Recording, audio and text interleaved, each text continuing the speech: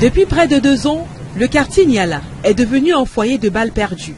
Le cas de Yonke Odile, décédé le 14 septembre dernier au marché Niala Château, après avoir reçu une balle perdue d'un tir à longue distance, comme le précise son rapport d'autopsie, est loin d'être un cas isolé. Au seul détail que, jusqu'ici, personne encore n'avait trouvé la mort.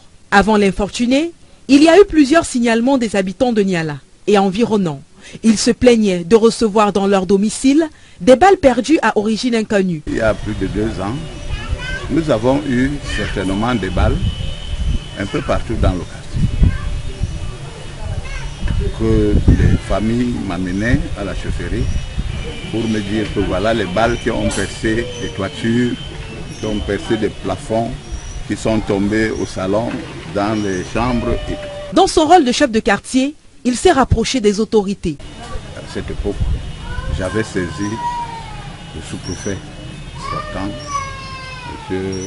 Ngera Zakari, qui normalement avait suivi cette affaire, y compris le commissariat du 11e arrondissement.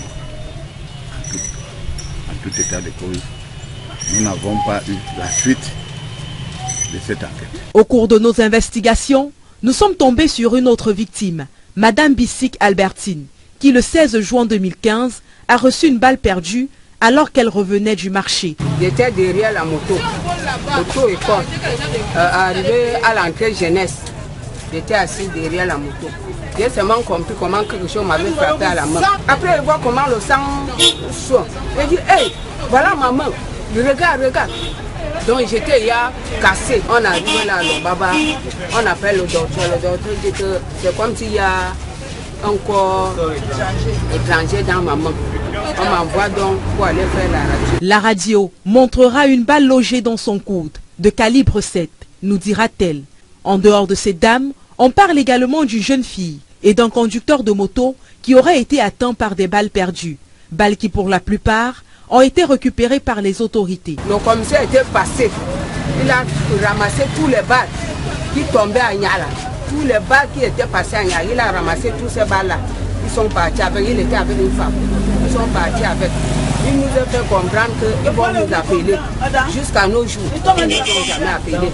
À la question de savoir l'origine de ces balles, un doigt accusateur est pointé sur le génie militaire, dont le camp est situé à quelques encablures du quartier Niala.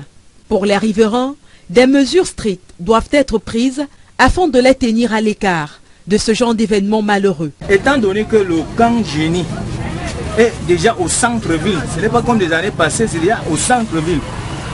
Le colonel du génie devrait autoriser aux militaires de faire des entraînements avec des balles en caoutchouc et non pas des balles réelles, parce que ça cause trop de dégâts. Si possible même déplacer le camp d'entraînement du génie hors de Niala. Un argumentaire tout de suite botté en touche par de nombreux observateurs qui attestent de la présence dans la zone de plusieurs champs de tir.